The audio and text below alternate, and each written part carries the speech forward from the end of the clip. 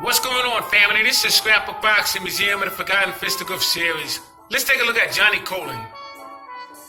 Now, they called him the Chicago Spider. He was born February 12, 1889 in Toronto, Ontario, Canada. He died October 29, 1973 in Chicago, Illinois, and he stood 5 foot and he weighed 102 to 117 pounds. Now, he was managed by E.E. Pops Colin. That was Johnny Colin's dad. E.E. Pops Colin was a very good fighter in his time, but he wanted to make sure that his son's career was well looked after, so he managed his career himself. Johnny Colin was a quick-handed fighter with graceful movement. He knew how to jab. He knew how to tie his man up. He was an all-around fighter. Over 95 official bouts. At bantamweight champion, he had 2 fights. He was a paperweight champion. He was a flyweight champion. He defended his flyweight title 3 times, paperweight title 2 times, and bantamweight championship 10 times. Johnny and his wife Marie ran a clean gym with 1 ring and 7 types of gloves, as well as speed bags and heavy bags. Now, the gym was located on 154 East 63rd Street on the south side of Chicago. He trained junior welterweight champion Eddie Perkins. Eddie Perkins would wind up having a career record of 74-20 with 4 draws. And the champions that would enter that gym would be the likes of Jack Dempsey, Joe Louis, Rocky Marciano, and Sugar Ray Robinson. Now, January 8th, 1908, he would fight a fighter by the name of Kid Murphy for the paperweight championship. And he would become the paperweight champion.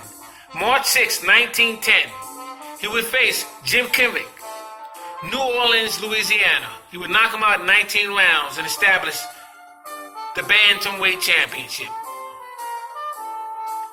February 25th, 1911, he would face Frankie Cornell, very good fighter, New Orleans, Los Angeles. Fought him all over. But he would win this particular fight in Louisiana 20 rounds, and he would defend his bantamweight championship belt. March 28, 1911, he would face Harry Forbes. No decision in 10 rounds, and he would retain his bantamweight title. April 25th, 1912, he would face Eddie O'Keefe, Kansas City, Missouri, and he would have a 10-round draw in 10 rounds. Now, Eddie O'Keefe also lived in Philadelphia. Let's take a look at Eddie O'Keefe.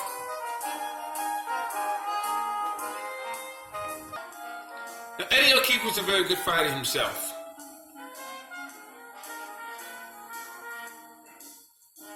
He was a southpaw. And as you can see here, Eddie O'Keefe of Philadelphia, Pennsylvania. He was a very good featherweight, and he gave his fighters fits. And he and Johnny Colin would have a great 20-round bout. Fascinating fighter was Eddie O'Keefe.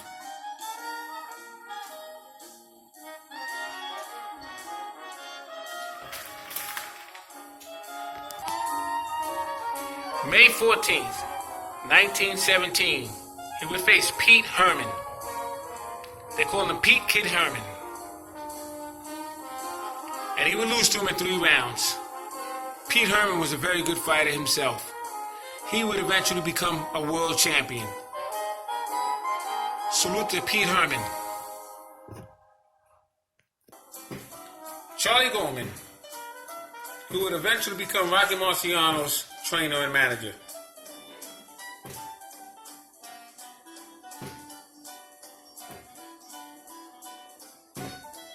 Would be an opponent for Johnny Colin.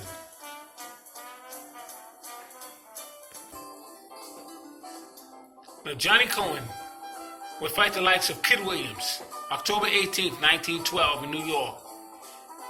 And he would have a no decision in 10 rounds.